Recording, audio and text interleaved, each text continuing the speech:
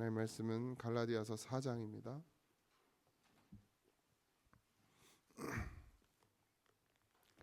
갈라디아서 4장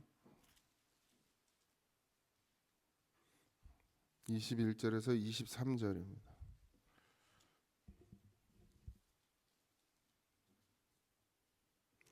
같이 합독합니다. 갈라디아서 4장 21절에서 23절 합독합니다. 내게 말하라. 율법 아래 있고자 하는 자들아, 율법을 듣지 못하였느냐? 기록된 바 아브라함에게 두 아들이 있으니 하나는 여종에게서 하나는 자유 있는 여자에게서 낳다 하였으며 여종에게서는 육체를 따라 낳고 자유 있는 여자에게서는 약속으로 말미암았느니라. 아멘. 바울이 갈라디아서에서 계속해서 구약을 인용해서 자꾸 이제 구약의 인물들을 소환해서 설명하고 있습니다. 바울이 늘 이해시키고자 했던 거는 단순히 그 이방인들뿐만 아니라 유대인들에게도 동일하게 이 율법이 아니라 복음으로 구원받는 것에 대해서 설명하고 이해시키고 믿게 하려고 했죠. 그래서 유대인들이 가장 잘 알고 있는 구약을 가지고 이제 이 복음을 다시 설명하려는 노력들을 많이 했습니다. 바울 또한 역시 구약에 대해서는 능통한 자였고, 그래서 그 구약을 통해서 계속해서 이야기하고 있는데 오늘은 이제 아브라함의 두 아들 그리고 두 아내를 가지고 이야기하죠. 바울은 갈라디아 성도들에게 율법 아래 있고자 한다 이렇게 이야기합니다. 율법 아래 있고자. 그러니까 바울이 전한 건 복음인데 복음은 십자가로 말미암는 구원입니다. 예수님은 말씀이고 예수님이 우리 안에 있는 건 곧 말씀이 우리 안에 있는 것이고 모든 걸 하나님께서는 말씀으로 하셨습니다. 역시 말씀으로 존재하시고 우리의 눈에 보여지지 않고 우리 인간의 어떤 감각으로는 확인할 수 없는 존재가 하나님이시죠. 그래서 하나님께서는 우리 안에 말씀으로 오셔서 우리로 듣게 하시고 깨닫게 하시고 알게 하시고 믿게 하셨죠. 가끔 뭐 하나님을 봤다는 사람도 있고 뭐 환상을 봤다는 사람도 있으나 그걸 의지하지 마십시오. 하나님은 그런 것으로 우리에게 오시지 않고 말씀으로 오셨습니다. 그것이 분명한 사실이고 그래서 특히나 이제 기독교가 이 땅 가운데 정리되어지고 자리 잡을 때 결국 말씀으로만 역사하신다는 것. 가톨릭이 뭐 여러 가지 이유로 이제 벗어났지만 가톨릭은 처음부터 세워질 때도 로마 가톨릭은 어쨌든 그 나라의 어떤 그런 가지고 있던 우상이나 그들이 믿고 있던 신들이나 이런 것이 완전히 배제되고 가톨릭이 그 안에서 기독교로 자리 잡지 못했어요. 그래서 여러 가지 그런 로마가 가지고 있는 우리나라가 예를 들면 뭐 이제 우리가 지금 이제 제사를 드리지 않지만 추도 예배라는 걸 드리잖아요. 사실 추도 예배라는 것도 원래 없어요. 근데 이제 우리나라에서는 이제 자꾸 이제 제사를 드리니까 제사 드리지 말라고 이제 추도 예배를 만든 거죠. 그런 식의 이건 뭐 좀 양호한데 이제 로마 가톨릭 안에는 되게 우상적인 것들이 되게 많았고 그리고 이제 그들은 형상화하기를 좋아했습니다. 그 당시. 그래서 막 온갖 조각들을 많이 만들잖아요. 사실 그게 그냥 그림이고 조각일 뿐인데 이제 워낙 그 시대 사람들은 그런 뭐 이제 예를 들면 그 신들을 다 형상화해서 하는 걸 좋아했기 때문에 마리아를 이제 조각을 해놨더니 그게 신이 돼버리고 이런 현상들이 일어난 것이죠. 눈에 보여지는 것이 하나님은 왜 형상을 만들지 말라고 그랬냐면 하나님은 모양으로 나타나시길 원하신 것이 아니라 말씀으로 나타나길 원하셨기 때문입니다. 그래서 항상 말씀이어야 했어요. 그래서 이제 로마 가톨릭에서 종교 개혁이 일어나잖아요. 루터가 추구했던 것 중에 가장 큰 것이 이제 말씀으로 돌아가자는 거였습니다. 어쨌든 우리는 어떤 법이나 어떤 종교적 행위나 이런 것 아래 있지 아니하고 오직 율법이 아니라 말씀 안에 있으며 예수님 안에 있죠. 그래서 늘 자유합니다. 예수님은 자유하셨어요. 늘 사람을 생각했죠. 인본주의는 아닙니다만 늘 하나님은 영혼을 사랑했기 때문에 제가 어렸을 때 옷이 없어가지고 늘 옷이 이제 한 벌. 이제 학교 갈 때도 청바지 하나, 교회 갈 때도 청바지. 근데 이제 주일날은 이제 좋은 옷을 입으라 그러는데 좋은 옷이 어디 있어? 그냥 한 벌밖에 없는데. 좋은 옷이 없으니까 그냥 그걸 깨끗이 빨아서 입고 갔어야 돼요. 말씀드렸지만 그 청바지를 빨았는데 안 말랐어.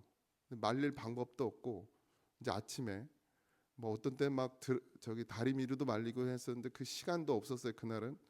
그래서 이제 트레이닝복 추리닝을 입고 갔단 말이에요. 그때 제 친구가 야 교회 올 때 추리닝 입고 오면 안 돼 이러는 거예요. 이게 상처가 됐죠 저한테는. 창피하기도 했고. 이게 율법이란 말이에요 율법. 만약 주님이라면 그렇게 말씀하셨을까요? 그렇게 얘기 안 하셨겠죠. 물론 우리가 주일에 올 때 깨끗한 옷을 입고 좀 좋은 옷을 입고 예식장 갈 때도 누구를 만날 때도 귀한 사람을 만날 때 좋은 옷을 입듯이 하나님을 만나러 올 때 내가 가진 가장 좋은 옷, 가장 아끼는 옷을 입는 것은 나쁘지 않습니다. 좋은 현상이에요. 그러나 그것이 율법이 되는 순간 남에게 비난을 저 따위로 옷을 입고 교회를 와 이렇게 돼버리면 그건 율법이 되죠. 그건 하나님 기뻐하시는 일이 아닙니다. 주일날 제자들이 그 논인지 밭인지 하여튼 이렇게 씨앗을 먹었잖아요. 곡식을. 그걸 가지고 비난한단 말이에요. 배고픈데 율법을 지키는 것이 중요하냐 살리는 것이 중요하냐. 영혼을 살리는 일이 가장 중요합니다. 우리가 자꾸 그 법으로 모든 걸 하려고 하다 보면 문제가 생길 수밖에 없어요. 그러니까 나라가 맨날 싸우는 이유가 뭐야? 법으로 싸워 법으로. 끝까지 이제 법으로 싸워. 내가 옳다, 네가 옳다 하고 있잖아요. 지금 교회도 마찬가지입니다.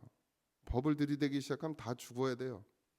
하나님의 법 아래 살 수 있는 인간이 있습니까? 없어요. 우린 다 은혜로 삽니다. 말씀으로 살죠. 예. 그러니까 이것에서 벗어나는 순간 우리는 죽어요. 죽습니다. 말하는 자도 죽고 듣는 자도 죽죠. 그래서 우리는 늘 항상 은혜여야 합니다. 예수님은 늘 불쌍히 여기셨지 비난하고 욕하지 않으셨어요. 대낮에 와서 물을 기르는 여인이 남편이 넷이나 있었고 다섯 번째도 네 남편이 아니라 말씀하실 때도 너는 어떻게 그렇게 해프냐 여자가 이렇게 말씀하시지 않았습니다. 불쌍히 여겼죠. 불쌍히 긍휼히. 늘 우리는 우리 안에서 내가 가진 생각 그것이 율법이 돼서 결국 또 누군가를 상처 주고 아프게 하고 괴롭게 하면서 그거를 쾌감을 느끼는지 자기는 의롭다고 여기는 것. 바리새인들이 늘 그런 죄악에 빠져 있었죠. 아마 쾌감을 느꼈나 봐요. 나는 저 세리 같지 않습니다라는 말이 자기가 되게 의롭다고 여겨지는 것. 거기서 빨리 벗어나야 합니다. 그 병에 제일 잘 걸리는 게 목사예요. 그 장로님들. 교회에서 한 자리 하니까 이 자리가 돼서 문제예요. 목사도. 그러니까 그냥 늘 성도들이 그냥 머리 조아리고 그러니까 그게 좋아가지고 지 믿음은 확인도 안 하고 자기의 믿음의 위치가 지금 어디에 있는지도 모르고 목사들이 그렇게 율법을 가지고 성도들을 짓누르고 괴롭히고 율법 아래 자유로울 수 있는 가는 아무도 없습니다. 그래서 죄의 종이라 그랬어요. 율법에 한계가 있죠. 이제 오늘 우리가 이스마엘과 이삭을 이야기하는데 이스마엘은 육의 자녀고 이삭은 생명의 자녀죠. 약속의 자녀입니다. 보세요. 아브라함이 아들을 갖기 원했죠. 자녀를 갖기 원했다기보다 아들을 갖기 원했을 거예요. 왜냐하면 대를 이어야 되니까 그 당시만 해도. 그리고 하나님이 약속하셨어요. 너를 통해서 분명히 주신다고 약속을 하셨고. 근데 아무리 생각해도 주지 않으실 것 같으니까 하갈을 통해서 낳기를 사라가 그렇게 원했죠. 그래서 사라를 통해서 하갈을 통해서 이스마엘을 얻게 되는데, 여러분 이것을 가지고 바울이 예를 드는 거예요. 하갈은 여종입니다. 종이 자녀를 낳으면 주인이 되는 게 아니고 종이 자녀를 낳아도 종이 된다. 이 얘기를 하고 있는 거예요. 주인을 삼으려고 했지만 하나님은 그걸 주인으로 인정하지 않는다. 율법 아래서는 뭐가 나와요?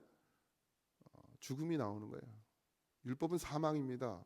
왜냐하면 율법을 통해서는 다 죽을 수밖에 없는 인간이라는 걸 깨닫게 하시거든요. 그러니까 율법을 통해서 너희가 구원을 얻으려고 하지만, 자유를 얻으려고 하지만, 생명을 얻으려고 하지만 얻을 수 없다는 것을 이 하갈과 이스마엘을 통해서 가르쳐 주고 계시는 거예요. 물론 그 당시에는 몰랐지만 지금은 바울의 시대예요. 신약의 시대죠. 그러니까 이스마엘이 어떤 존재가 되었는지를 알죠. 그 당시엔 몰랐지만 이제 이스마엘을 통해서 그들의 적국이 나타났단 말이죠.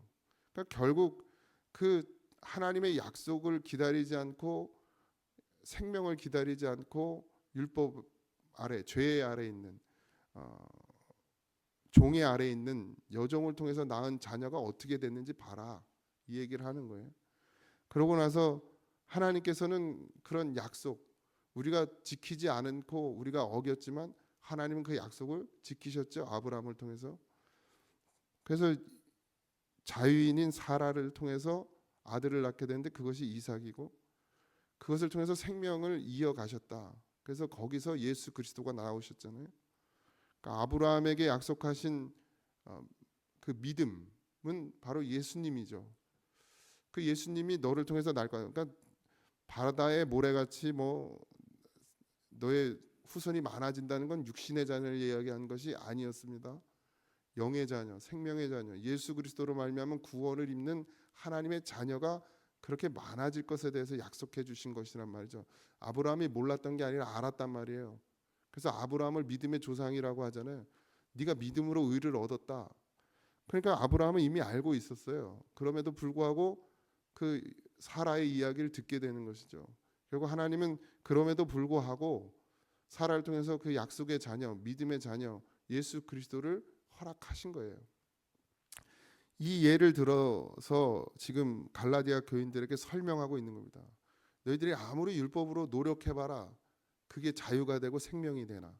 그렇지 않더라는 거예요. 율법으로는 죄를 깨달은 것이다. 근데 죄를 깨닫는 것은 자기에게 가야 됩니다. 반드시. 남에게 율법으로 들이대지 마세요. 자기 죄 깨달으라고 하나님 율법을 주신 겁니다. 율법을 보시면 내가 하나도 지킬 수 없는 걸 알게 되죠. 바울은 율법이 어떤 것인지 자기에게 적용시켜서 알았단 말이에요. 그래서 늘 하나님 앞에 나는 죄인 중에 괴수임을 고백합니다. 하나님 앞에뿐만 아니라 온 성도들 앞에도 그렇게 고백해요. 나는 죄인 중에 괴수다.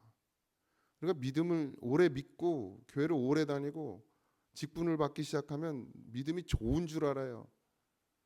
믿음이 좋은 건 뭡니까? 믿음이 좋다는 건 뭡니까? 내가 의롭다는 겁니까?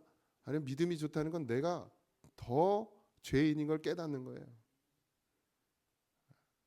믿음이 점점 좋아진다는 말은 내가 하나님 앞에 설 수 없는 자구나, 완전히 엎드려지는 자구나, 난 고개를 들 수 없는 자구나, 가면 갈수록 내가 아주 정말 구원받을 수 없는 자구나라는 걸 깨닫는 게 믿음이 좋아지는 겁니다. 처음 신앙을 시작할 땐 믿음이 좋지 않죠. 그러니까 어떻게 해요? 자기가 얼만큼 죄인인지도 몰라요. 죄를 못 깨달아. 그냥 죄인이라니까 죄인인가 보다 하고, 심지어는 이제 조금 지나서 은혜를 좀 받기 시작하면 예전에 그러잖아요. 누가 그러더라고. 은혜를 받았더니 체험을 했는데 내가 지은 죄가 필름처럼 이렇게 지나가더래요. 그래서 어디 남의 집 사과 따먹은 거지 다 보여지더라는 거죠. 그 정도의 죄를 회개해요. 그게 믿음 좋은 게 아닙니다. 그냥 그건 이제 시작에 불과한 거예요. 그럼 더 믿음으로 가면 갈수록 어떻게 해요? 그냥 내가 살아있는 자체가 죄요. 서 있는 자체가 나를 부인하게 된단 말이죠. 그냥 무슨 죄 지은 거 사과 따먹은 거 뭐 아버지 주머니에서 돈 훔친 거 이런 거는 자기 부인이 안 돼요. 그냥 내가 죄인이구나 깨닫는 정도지. 근데 정말 믿음이 깊어지면 그냥 내가 살아있다고 여기는 자체가 죄야. 네, 살아있다고 여기는 것 자체가 죄예요. 내가 살아있습니까?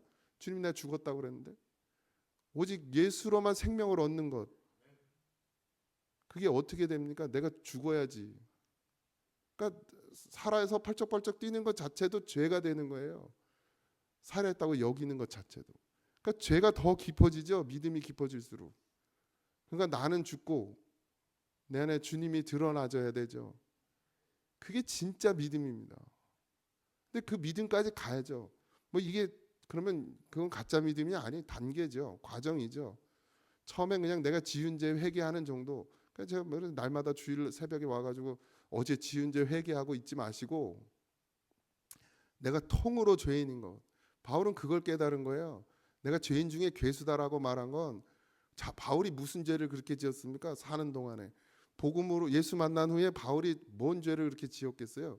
육신적으로 우리가 생각하듯 뭘 얼마나 복음 전하기 바빴어요. 한 영혼에도 더 구원하려고 맨날 의도 맞고 잘 먹지도 못하고 그렇게 살았던 바울이 왜 죄인 중에 괴수라고 했을까요?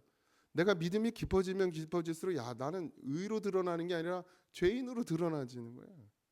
그러니까 더 엎드려질 수밖에 없는 그게 믿음의 세계입니다. 그냥 믿음 좋은 분들은 그냥 하나님 나라 가서 뭐 100평 아파트에 살 생각하고 있는데 그건 믿음 좋은 게 아닙니다. 착각하고 있는 거지.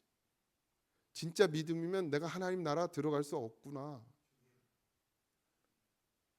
난 정말 인간도 쓰레기도 못 되는구나. 난 진짜 배설물 같은 존재구나. 구데기보다 더한 존재구나. 가면 갈수록 하나님 앞에 서면 쓸수록 정말 나는 구원받을 수 없는 자라는 게 보여지는 것이죠. 그게 믿음의 깊이입니다.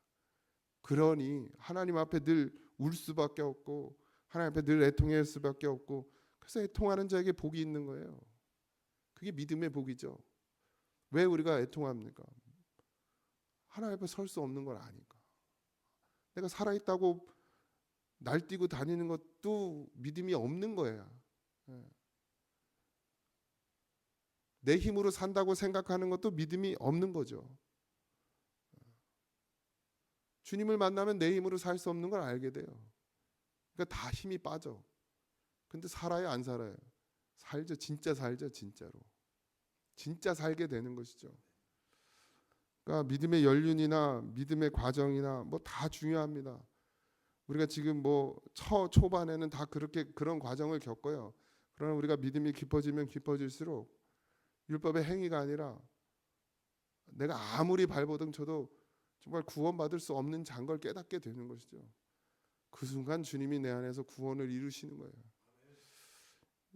그러니까 바울은 복음으로 구원받는 것에 대해서 이야기했고 갈라디아 성도들이 자기가 보는 그 믿음에까지 이르기를 원했어요. 삼층천은 여러분 환상이 아니고 뭐 꿈속에서 막 올라갔다 내려왔다 하는 게 아니고 내가 완전히 정말 지옥에까지 떨어지는 자가 될 때 하나님이 나를 올리시는 게 바울은 그걸 봤단 말이에요. 그러니까 갈라디아 교인들이 그렇게 되길 원한 거예요. 자기의 그 믿음에까지 서기를. 그냥 다 죽는 거죠. 근데 갑자기 율법을 논하고 그것을 이야기하고 그것을 쫓아가고 그 율법의 행위로 자기들이 왜 그때도 아까도 말씀드렸지만 그 당시만 해도 그 분위기가 어땠어요? 막 신전들이 많고 우리가 가봤잖아요. 그죠? 신전이 그냥 마을에 여기저기 있어요. 큰 신전도 있고 조그만 신전도 있고 그 눈에 보여지는 것이 익숙한 사람들이에요. 거기다 절하고 거기다 뭐 하고 거기다 드리고 이런 걸 익숙한 사람이에요. 근데 바울이 와가지고 복음으로 믿음으로 구원받는다니까 이게 감이 안 와. 뭘 해야 될 것 같은 거에 자꾸. 근데 율법을 유대인들이 이야기하면서 할례를 받아라, 뭘 해라, 뭘 해라, 뭘 해라 이렇게 가르쳐 주니까 그렇게 해야 구원받는 것. 지금 우리도 똑같죠? 믿음으로 구원받는 것이고 말씀이 우리 안에 오셔야 사는 것이고 예수께로 가까이 가면 갈수록 내가 할 수 있는 것이 아무것도 없고 내가 한 것으로는 되어지는 게 아무것도 없구나라는 걸 깨달아야 되는데 주일 지키는 걸로 구원받는 것으로 착각해 주일을 열심히 지켜. 열심히도 안 하지만 지금 주일날 나오는 거 11조 하는 것이 이런 행위로 자꾸 우리의 믿음을 위안 삼아요. 위안. 우리도 역시나 마찬가지. 근데 그런 걸로는 구원받을 수가 없습니다. 여러분들 우리의 행위로는 절대 구원을 못 받아요. 11조 아무리 열심히 해보세요. 구원받나.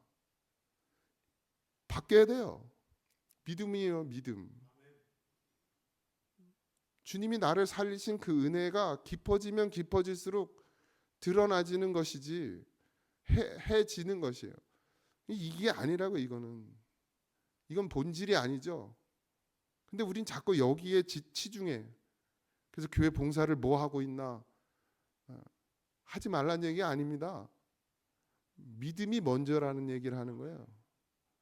직분은 믿음으로 받는 것이어야죠. 뭘 해서 받는 게 아닙니다. 믿음이 있느냐 없느냐, 하나님 앞에 온전한 말씀으로 서 있느냐 아니냐 이걸 봐야죠. 근데 그러면 당연히 이건 그냥 하라고 하지 않아도 되어지는 거예요.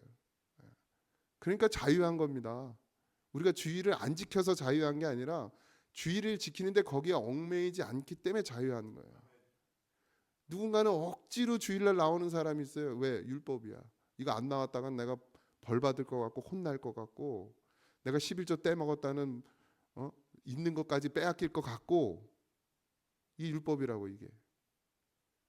그러니까 자유하지가 못해요. 그래서 죄의 종이 되는 거예요. 종이란 말이 종.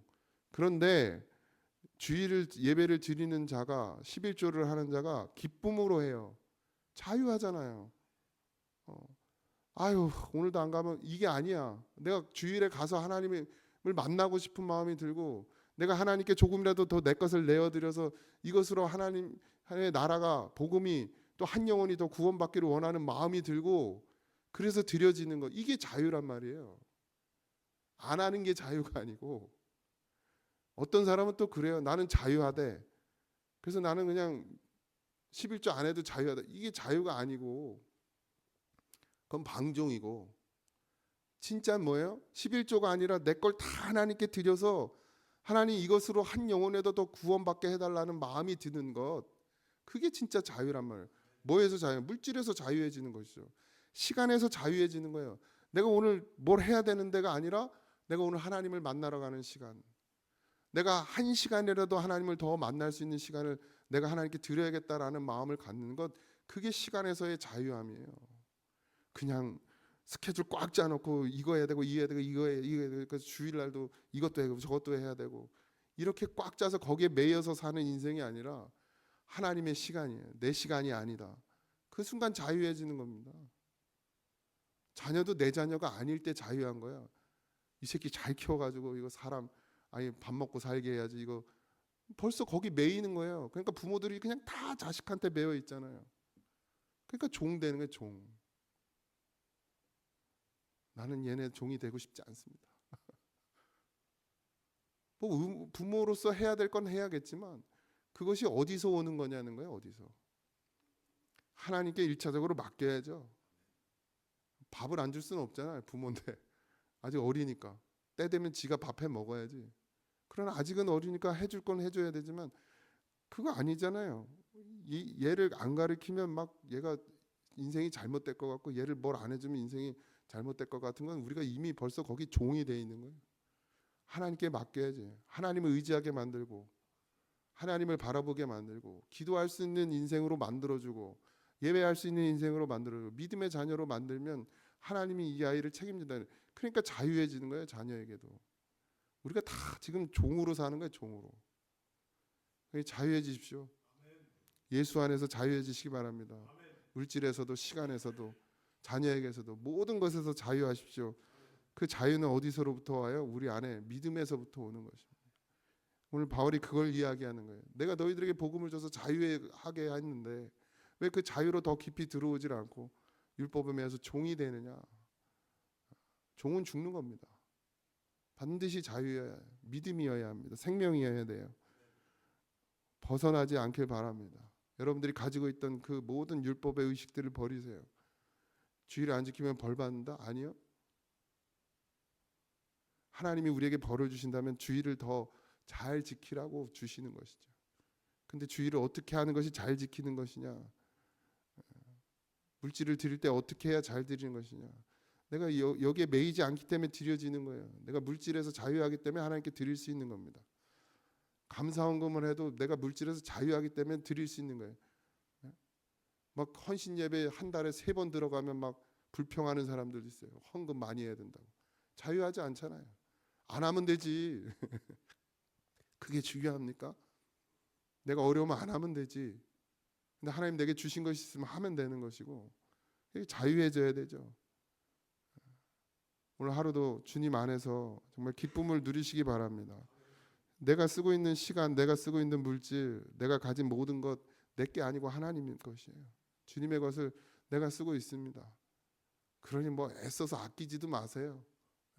주님 것이니까. 누릴 거 누리시고 할 거 하시되, 정말 우리가 정말 진짜 해야 될 것이 무엇인지, 우리가 있어야 될 자리가 어디인지 분명히 깨닫는 그런 믿음이 되어지길 주님의 이름으로 축복합니다. 기도하겠습니다. 하나님, 종에게서 종이 나오고 자유자에게서 자유가 나옵니다. 주님, 우리가 그동안 어떤 신앙생활을 해왔습니까? 정말 마지못해 벌 받을까 봐 여전히 종의 자리에 있지 않은지 우리로 돌아보게 하시고, 이제 믿음 안에서 주님이 나에게 주신 그 은혜가 너무 커서 죽을 수밖에 없는 자, 하나님 앞에 설 수도 없는 자, 영원히 지옥에 갈 수밖에 없는 자인 것을 늘 깨닫게 하시고, 거기서 나를 구하신 그 은혜, 갚을 수 없는 그 은혜 가지고 살아가는 것을 우리가 잊지 말게 하시고, 이제는 물질에서, 시간에서, 모든 삶에서 자유하게 하시고 기쁨으로 하나님께 드려지며 기쁨으로 하나님께 쓰임받고 기쁨으로 하나님 앞에 예배하는 그런 우리가 되도록 하나님 축복하여 주옵소서. 오늘 한날의 삶도 주님 우리를 인도하여 주시고 모든 것에서 기쁨을 누리며 살게 하여 주시옵소서. 함께하여 주심 믿고 감사하며 예수님의 이름으로 기도하옵나이다. 아멘. 하늘에 계신 우리 아버지여, 이름이 거룩히 여김을 받으시오며 나라의 임하옵시며 뜻이 하늘에서 이루어진 것 같이 땅에서도 이루어지이다. 오늘날 우리에게 일용할 양식을 주옵시고 우리가 우리에게 죄진 자를 사하여 준 것 같이 우리 죄를 사하여 주옵시고 우리를 시험에 들게 하지 마옵시고 다만 악에서 구하옵소서. 그 나라와 권세와 영광이 아버지께 영원히 있사옵나이다. 아멘.